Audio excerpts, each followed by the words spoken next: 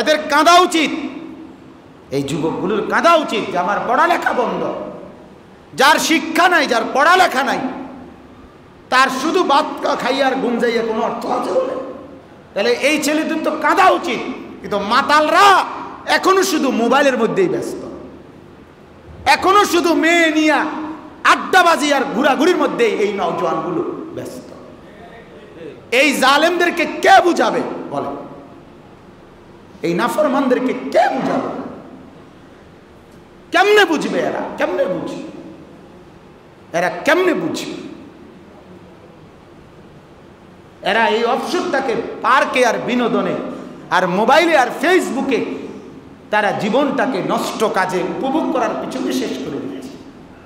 অভাব আর দুর্ভিক্ষ আসবে, মনে রাখি, অভাব আসবে, দুর্ভিক্ষ আসবে, কোনো সন্দেহ নাই, কোনো সন্দেহ নাই। এটা বুঝাই যাচ্ছে। রব্বুল আলামিন আমাদের উপরে আরো মুসিবত দেবে, আমাদের উপর। আমরা মুসলমান, আমরা 92 ভাগের চাইতে বেশি মুসলমান। আমাদেরকে হিন্দুরা বৃদ্ধাঙ্গুলি দেখাচ্ছে, বিদ্রুপ করছে। এটা আমাদের জন্য বিপদের সংকেত। কাফের বেঈমানরা আমাদেরকে তুচ্ছ-তাচ্ছিল্য করছে, অথচ আমরা সংখ্যাগরিষ্ঠ মুসলমান, ওরা সংখ্যালঘু। ওরা আমাদের দেশে সবচেয়ে বেশি নিরাপদে আছে, আপন ভাইয়ের মতো সুখেই আছে তারা। কোনোদিন কোনো বিবেকবান মুসলমান কোনো হিন্দু বৌদ্ধের উপরে জুলুম করে না। আমরা আমাদের ইন্ডিয়ার মুসলমানদের উপরে এত নির্যাতনের খবর শুনেও কোনোদিন আমরা কারো উপরে কি করি না? জুলুম করি না। সূরা মুমিনুন, এই সূরাটার নাম 18 নম্বর পারা। একটা কথা মনে রাখতে হবে, আল্লাহ তাআলা এই কোরআন নাজিল করেছেন মানুষের জন্য। কার জন্য বলে? মানুষ গড়া। এটা হলো কোরআনের মূল টার্গেট। নবী প্রেরণেরও মূল টার্গেট মানুষ গড়া। এজন্য আল্লাহ কোরআনে বলছেন, শাহরু রমাদান আল্লাযী উনজিলা ফীহিল কোরআন হুদাল লিন্নাস। আমি রমজান মাসে কোরআন নাজিল করা হয়েছে। আল্লাহ বলেন কেন? হুদাল লিন্নাস, মানুষের হেদায়েতের জন্য। তাহলে কোরআনের টার্গেট মানুষের কি? মানুষ গড়া। আল্লাহ পাক কোরআনে বলছেন, ওয়ামা আরসালনাকা ইল্লা কাফাতাল লিন্নাস। নবীকে বলছে, হে নবী, আপনাকে আমি রসুল বানিয়েছি। কেন? কাফাতাল লিন্নাস, সমস্ত মানুষের জন্য। তাহলে নবীকেও পাঠানো হলো কি জন্য? মানুষের জন্য। কোরআনকেও পাঠানো হলো কি জন্য? তাহলে নবী প্রেরণেরও লক্ষ্য উদ্দেশ্য মানুষ গড়া, কোরআন নাজিলেরও লক্ষ্য উদ্দেশ্য মানুষ গড়া। এই জন্য মাদ্রাসার মূল টার্গেট মানুষ গড়া। মাদ্রাসার মূল টার্গেট কি বলেন? এখানে একটা মৌলিক পার্থক্য বোঝা উচিত।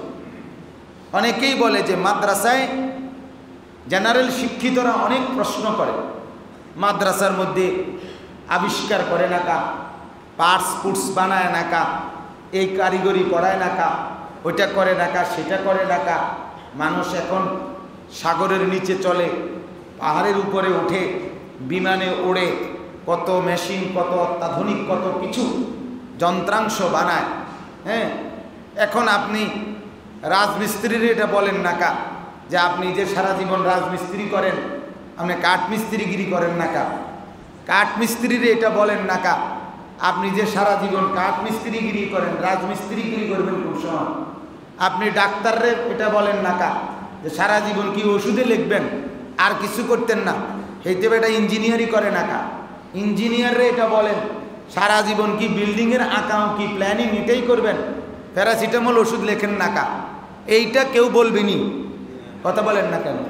এইটা কেউ বললে তে পাগল না? কথা বলেন না কেন? ডাক্তারকে তুমি ইঞ্জিনিয়ার হইতে বলো কেন? ইঞ্জিনিয়ারকে তুমি ডাক্তার হইতে বলো কেন?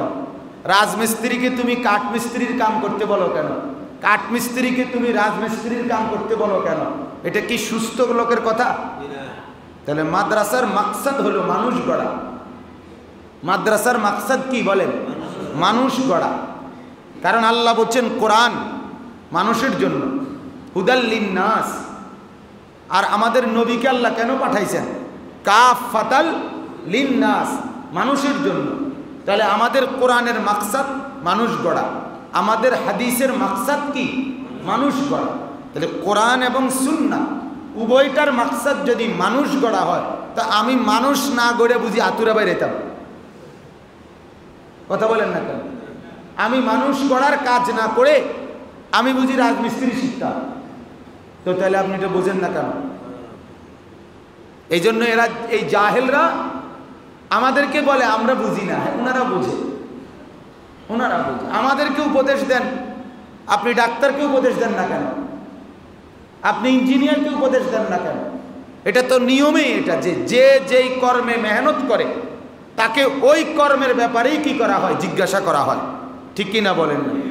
ডাক্তারকে ডাক্তারের ব্যাপারে জিজ্ঞাসা, ইঞ্জিনিয়ারকে ইঞ্জিনিয়ারের বিষয়ে জিজ্ঞাসা করে। রাজমিস্ত্রির কাছে কেউ টিনের হিসাব চায় না, কাঠমিস্ত্রির কাছে কেউ ইটের হিসাব চায় না। কথা বলেন না কেন? এটা কি সঠিক না? তো মাদ্রাসাওয়ালার কাছে আপনি কোরআন শুনতে চাইবেন, মাদ্রাসাওয়ালার কাছে আপনি হাদিস শুনতে চাইবেন, মাদ্রাসাওয়ালার কাছে আপনি মানুষ গড়ার কাজ কদ্দুর হইল এটা না দেখবেন না। যাই হোক, এই জন্য বলছি কোরআনুল কারীমের মূল টার্গেট কি করা? মানুষ গড়া। এই জন্য কোরআনের পুরা বর্ণনা মানুষকে নিয়ে, মানুষের জীবন গড়াকে নিয়ে।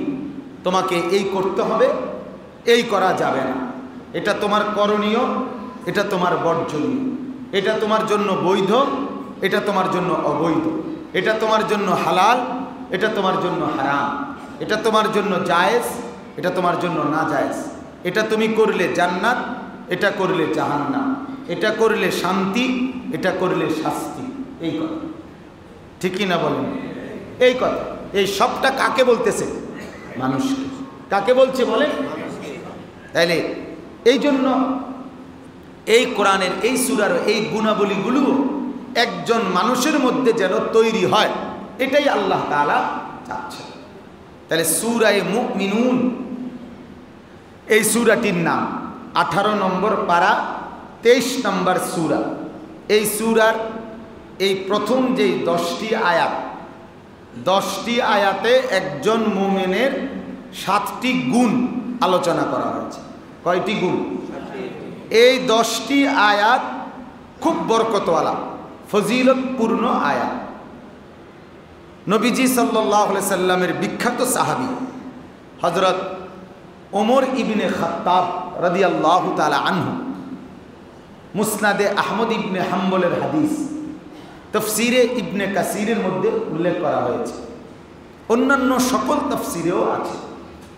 হযরত ওমর ইবনে খাত্তাব রাদিয়াল্লাহু তাআলা আনহু বলেন, নবীজি সাল্লাল্লাহু আলাইহি সাল্লামের উপরে যখনই ওহী নাজিল হইত, জিবরিল আসতো, কানা রাসূলুল্লাহ সাল্লাল্লাহু আলাইহি ওয়াসাল্লাম ইদা নাযালা আলাইহিল ওয়াহী, নবীজির উপরে যখনই ওহী নাজিল হতো, জিবরাইল কোরআনের আয়াত নিয়ে আসতো, তো হযরত ওমর বলেন, নাসমাউ ইনদা ওয়াজহিহি কাদাবিয়িন নাহলে, আমরা নবীজির সম্মুখে তখন মৌমাছির গুনগুন আওয়াজ করলে যেরকম গুনগুন আওয়াজ, এটা কি রিংটুন বাজে, মৌমাছির গুনগুনে আওয়াজের মতো জিবরাইল রিংটুন বাজান।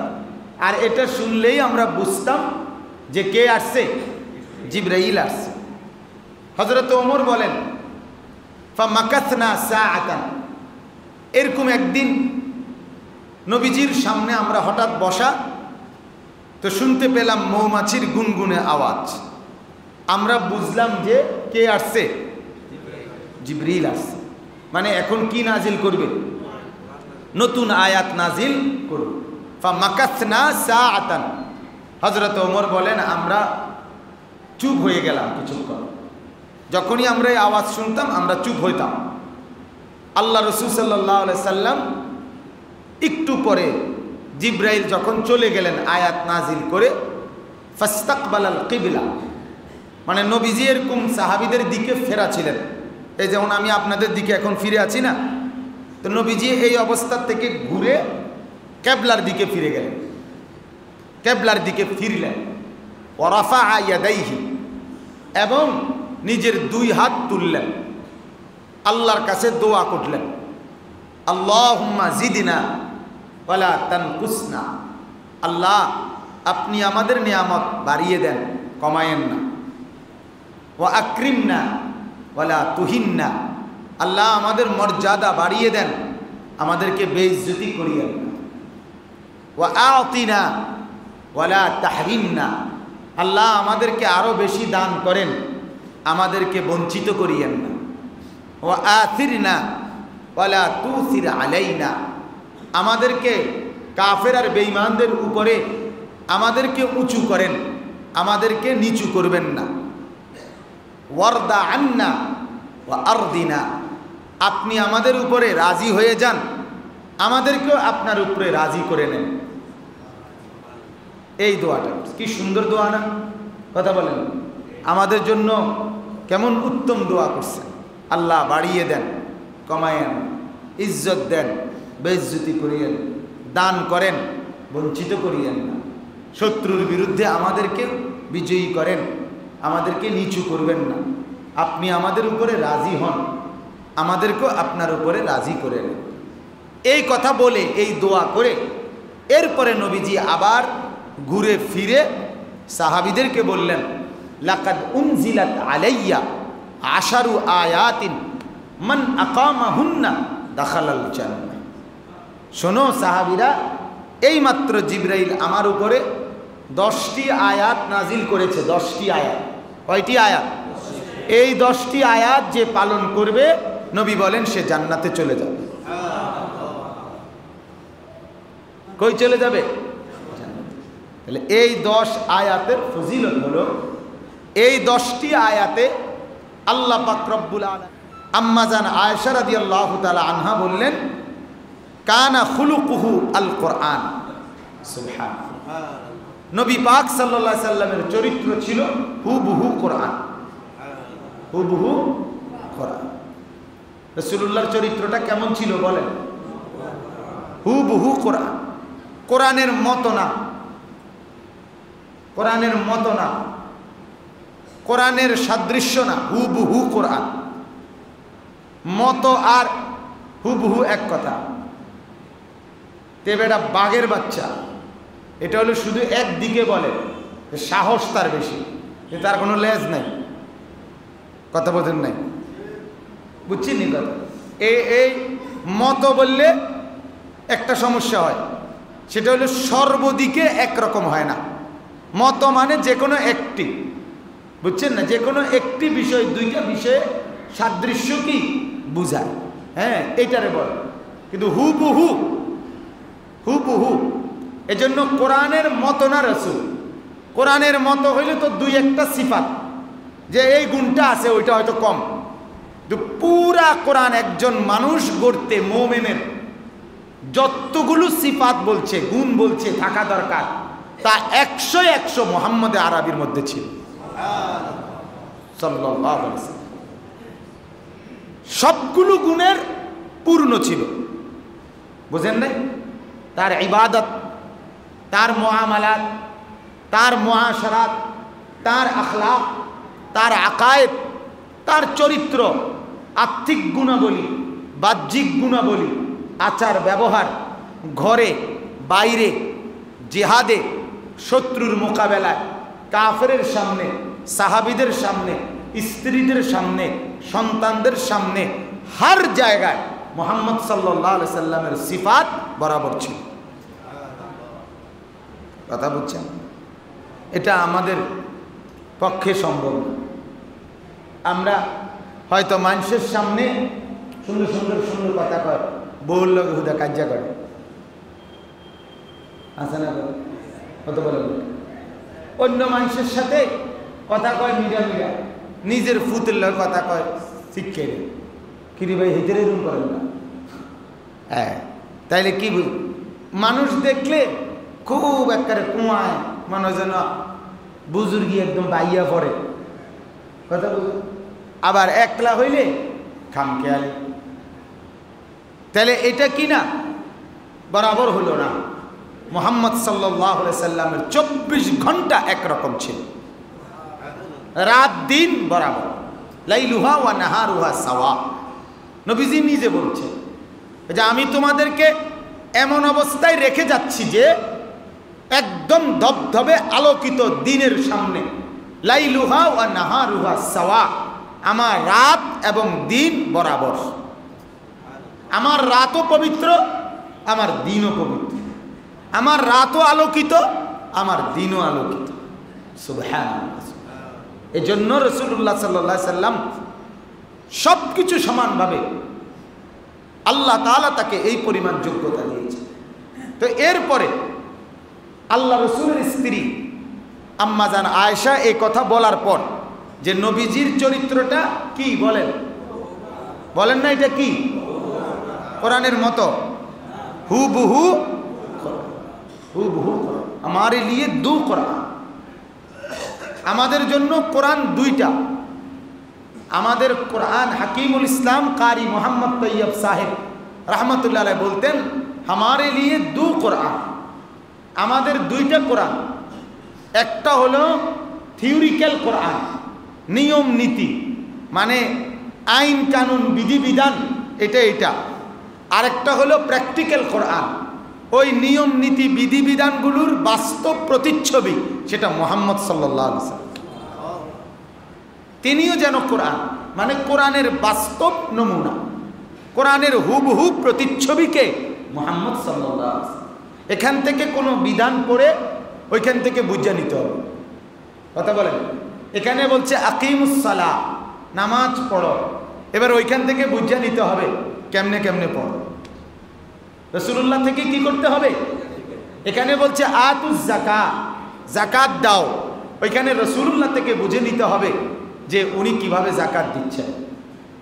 এখানে বলছে কুতিবা আলাইকুমুস সিয়াম, রোজা ফরজ করা হলো, ওইখানে দেখে নিতে হবে যে কখন থেকে শুরু হয় কখন শেষ হয়, কেমনে থাকতে হয় কি করতে হয় রাসূলুল্লাহ থেকে।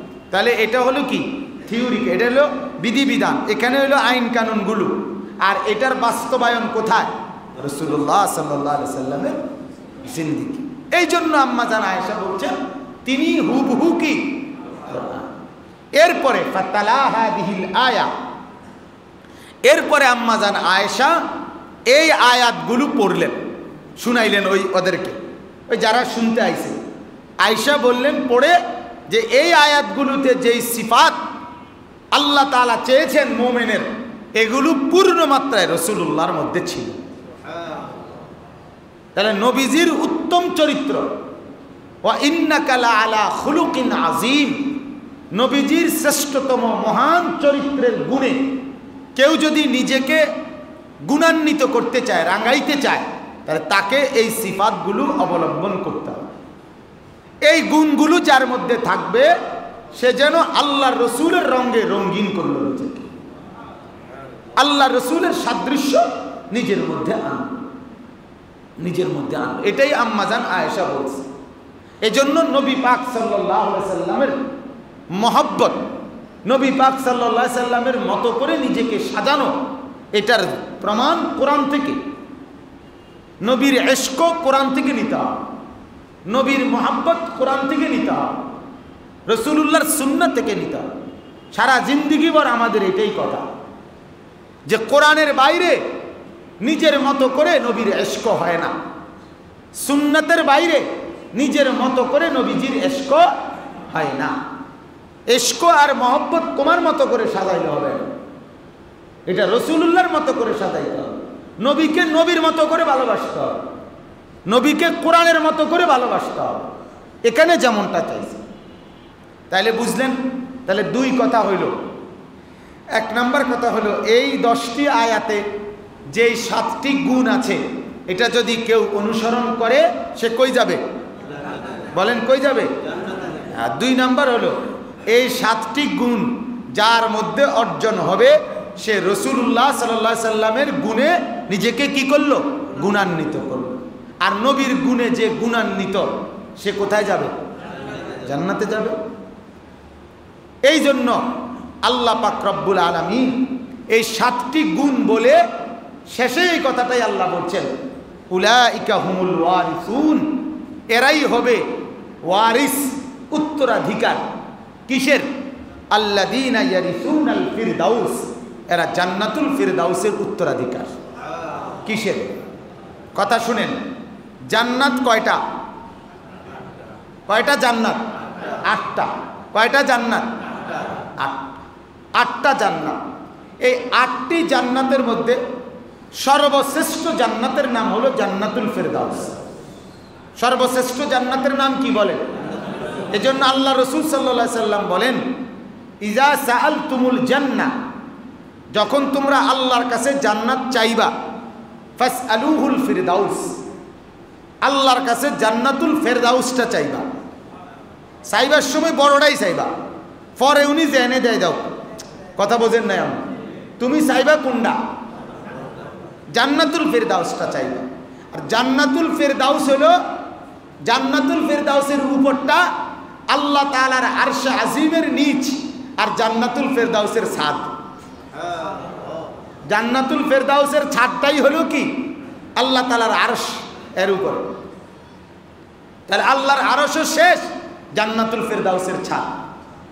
তাহলে শ্রেষ্ঠতম জান্নাত হলো কোনটা? জান্নাতুল ফিরদাউস। তাইলে আল্লাহর কাছে চাইলে একজন মুমিন কোনটা চাইতে বলছে নবী? এটা। আবার হাদিসে আছে, আল্লাহ রাসূল বলেন, আমি জান্নাতুল ফিরদাউসে থাকব। তাহলে নবীজি থাকবে কোথায়? জান্নাতুল ফিরদাউসে থাকবে। এই জন্য আম্মা জান আয়েশা বলল, এই গুণগুলো নবীর মধ্যে পুরোপুরি ছিল। অতএব কোনো মুমিন যদি এই গুণে গুণান্বিত হয়, তাহলে সে রাসূলের গুণে গুণান্বিত হবে, তার মানে সে জান্নাতুল ফিরদাউসে যাবে, কারণ নবী তো থাকবে কোথায়? তো এই কারণে আল্লাহ বলছে, উলাইকা হুমুল ওয়ারিসুন আল্লাযীনা ইয়ারিসুনাল ফিরদাউস। এই গুণগুলো যার মধ্যে থাকবে, আমি আল্লাহ তাকে ফিরদাউসের উত্তরাধিকারী বানাবো। হুম ফিহা খালিদুন, সে ওইখানে চিরস্থায়ী থাকবে। এই জন্য এই সিফাতগুলো অত্যন্ত গুরুত্বপূর্ণ। আল্লাহ তাআলা আমাদের প্রত্যেককে এই সিফাতগুলোর গুণে গুণান্বিত হওয়ার তৌফিক দান করুন। আমিন। গুণগুলো শুনছেন নি সব? তো আমিন করলেন দিন। আমিন কর। আমিন বললো আল্লাহ পাক সামনে শুনবো, অসুবিধা নাই, কিন্তু দোয়া করে রাখছি। কি কর? ফুত হইলে মাদ্রাসাত পড়ামো, মানুষে দোয়া করে না, কোনো বিয়েও করছে না, এমন বেড়াইতেছে না। কথা বলেন না কেন? অসুবিধা নাই, নিয়ত করো, ক্ষতি কি? মুমিনের সবচেয়ে বড় লাভ, মুমিনের জন্য আল্লাহ রাসূল বলছে, মুমিনের নিয়ত মুমিনের আমলের মতো নিয়তের মধ্যেও আল্লাহ সওয়াব দিয়ে থাকে। এটা হলো ইমানদার। সওয়াবের ক্ষেত্রে আল্লাহ বেশি দেয়। যদি কেউ নিয়ত করে, সৎ নিয়ত, নেক নিয়ত, এটারও আলাদা কি দেয়? সওয়াব দেয়। আর আমল করলে আরও কি দেয়? সওয়াব। কিন্তু গুনার নিয়ত করলে গুনাহ লেখে না। সুবহানাল্লাহ, মালিক বড় রহমান। গুনার নিয়ত করলে কি লেখে না? লেখে। গুনাহ যতক্ষণ পর্যন্ত বাস্তবায়ন না করে, ততক্ষণ পর্যন্ত আল্লাহ সুযোগ রাখে, যাক মনে করছে করবে, এখন করছে না, যা বা লিখতাম। কিন্তু নেকের নিয়ত করলে কোনো কারণে পারলো না, তারপরও আল্লাহ তাআলা নেক কাজের কি লিখে দেয়? নিয়তের সওয়াবটা লিখে দেয়। এই জন্য আল্লাহ বান্দাকে কি দিতে চায়? বেশি নেকি বেশি দিতে চায়। আল্লাহ পাক জাহান্নামে দিতেই চায় না, দিতেই চায়, দিতেই চায়। আল্লাহ শুধু জান্নাতেই দিতে চায়, না পাইতে জাহান্নামে, না পারতে জাহান্নাম। এই জন্য আল্লাহ তাআলা কোরআনে বেশি বেশি উৎসাহিত করছেন, আমি জান্নাত দিতে চাই, আমি মাফ করতে চাই। লাউ বালাগাত যুনুবুকা আনানাস সামা সুম্মা ইস্তাগফারতানি লাগাফারতু লাক ওয়ালা উবালি। আল্লাহ, আল্লাহ বলেন, তোমার গুনাহ যদি আসমান ছুঁয়ে যায়, এরপরেও যদি তুমি আমার কাছে মাফ চাও, আমি আল্লাহ মাফ করে দেব। ওয়ালা উবালি, কাউকে জিজ্ঞাসা করব না। ওয়ালা উবালি অর্থ আমি কোনো পরোয়াই করব না, আমি চিন্তাও করতাম না, আমি কাউরে জিগাইতাম না, আমি মাফ করতে ফিরচাইতাম না যে আচ্ছা শুক্রবারে মাফ চাইছ, চাই এই মাস ভাঙতি মাস, এটা পারক, আমি দেখি চিন্তা ভাবনা করি, পারলে কম বলে উবালি। আল্লাহ বলে না, আমি পরোয়া করি না, আমি জিগাই না, সাথে সাথে মাফ করি। এই জন্য আল্লাহ তাআলা কি দিতে চায় বলে? জান্নাত দিতে চায়। আল্লাহ তাআলা রহম করতে চায়। রব্বুল আলামিনের গজবওয়ালা সিফাত যতগুলো, আল্লাহ তাআলার দয়া আর মায়াওয়ালা সিফাত বেশি। সিফাত নব্বি ইবাদি আন্নী আনাল গফুরুর রহিম। এই যে আল্লাহ বলেন, হে নবী আমার বান্দাদেরকে জানিয়ে দেন আমি গফুরুর রহিম, আমি মাফ করিনেওয়ালা, দয়া করিনেওয়ালা। মাফ আমার সাথে থাকে, দয়া আমার সাথে থাকে। ওয়া আন্না আযাবি হুয়াল আযাবুল আলীম, আমার আযাবও বড় সাংঘাতিক, তবে আযাব আমার স্টকে থাকে, রহমত আমার লগে থাকে। আযাব কোথায়? গোডাউনে। আযাব কোথায়? গোডাউনে থাকে। আযাব থাকে আমার গোডাউনে, জাহান্নামের গোডাউনে আযাব। আযাব থাকে দূরে, রহমত আমার লগে, রহমত আমার সাথে, মাগফিরাত আমার সাথে। এজন্য সাবাকাত রাহমাতি আলা গাদাবি, আমার রাগ উঠে তো ঠিক, কিন্তু আমার রহমত তার আগে চলে। আমার রাগ উঠলে আযাবের সিদ্ধান্ত যখন নেই, চোখের পানি ছেড়ে দিলে আবার রহমত আমার গালেব হয়, তো আযাব সরায়। এজন্য চোখের পানি ফেলা দরকার, চোখের পানি ফেলা দরকার। সারা পৃথিবীতে গতকালকে রেকর্ড সংখ্যক করোনা বেড়ে গেছে, গোটা ইউরোপ পেরেশান। কথা বলছে মানে আল্লাহ তাআলা ঘাড় তুলতে দিচ্ছে না, ঘাড় তুলতে দিচ্ছে। মাথা আলগি দিলেই আবার নামায় দেয়।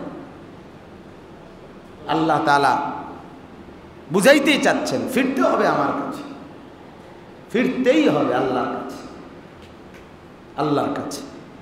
অভাব আর দুর্ভিক্ষ আসবে, মনে রাখি, অভাব আসবে, দুর্ভিক্ষ আসবে, কোনো সন্দেহ নাই, কোনো সন্দেহ নাই।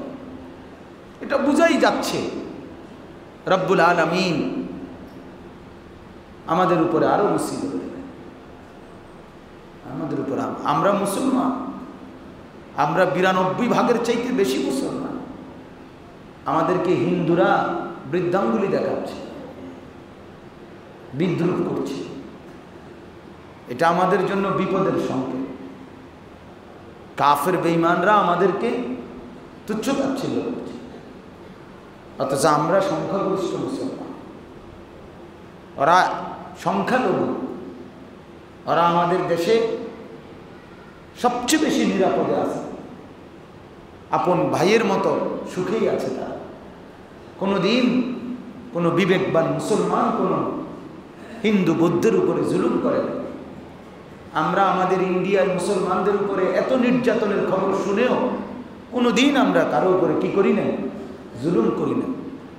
আমাদের রোহিঙ্গার মুসলমানদের উপরে বৌদ্ধদের এত জুলুম অত্যাচারের কথা শুনেও আমরা তাদের কাছে ত্রাণ নিয়ে গেছি, কিন্তু আমরা কোনো বৌদ্ধের উপরে কি করি না, জুলুম করব না। এটা আমাদের শিক্ষা না। এই জন্য আমাদের উপরে অনেক বড় বিপদ আসে, আরো মুসিবত আসে, আরো মুসিবত আসে। এই জন্য সকলের কাছে অনুরোধ, আমরা মেহেরবানি করে নামাজি হই, জিকিরওয়ালা হই, তসবিহওয়ালা হই, সেজদাওয়ালা হই। যুবকরা আপনারা দেখতেছেন, জওয়ানরা, এরা এখনো বুঝতেছেন, এরা এখনো বুঝতেছেন। এদের শিক্ষা প্রতিষ্ঠানে একটা বছর শেষ হয়ে যাচ্ছে। আজকে নতুন ঘোষণা আসছে, গতকাল ডিসেম্বর পর্যন্ত আর করবে। এদের কাঁদা উচিত, এই যুবকগুলোর কাঁদা উচিত যে আমার পড়ালেখা বন্ধ। যার শিক্ষা নাই, যার পড়ালেখা নাই, তার শুধু ভাত খাইয়ার ঘুম যাইয়া কোনো অর্থ আছে বলে? তাহলে এই ছেলেদের তো কাঁদা উচিত। কিন্তু মাতালরা এখনো শুধু মোবাইলের মধ্যেই ব্যস্ত, এখনো শুধু মেয়ে নিয়া আড্ডাবাজি আর ঘোরাঘুরির মধ্যেই এই নওজোয়ানগুলো ব্যস্ত। এই জালেমদেরকে কে বুঝাবে বলে? এই নাফরমানদেরকে কে বুঝাবে? কেমনে বুঝবে এরা? কেমনে বুঝবে এরা? কেমনে বুঝবে এরা? এই অবসরটাকে পার্কে আর বিনোদনে আর মোবাইলে আর ফেসবুকে তারা জীবনটাকে নষ্ট কাজে উপভোগ করার পিছনে শেষ করে দিয়েছে। অথচ এদের কাঁদা উচিত। আল্লাহ আমাদেরকে মাফ করে দেন। এজন্য বাপ মেহেরবানি করে ইনশাআল্লাহ আমরা সূরা মুমিনুনের ধারাবাহিক আলোচনা চলবে ইনশাআল্লাহ। আপনাদেরকে আমরা শোনাবার চেষ্টা করব। আল্লাহ তাআলা আমাদের সকলকে মুমিনের গুণে গুণান্বিত হওয়ার তৌফিক দান করুক। বলেন আমিন। যারা সুন্নত পড়েন নাই পড়েন।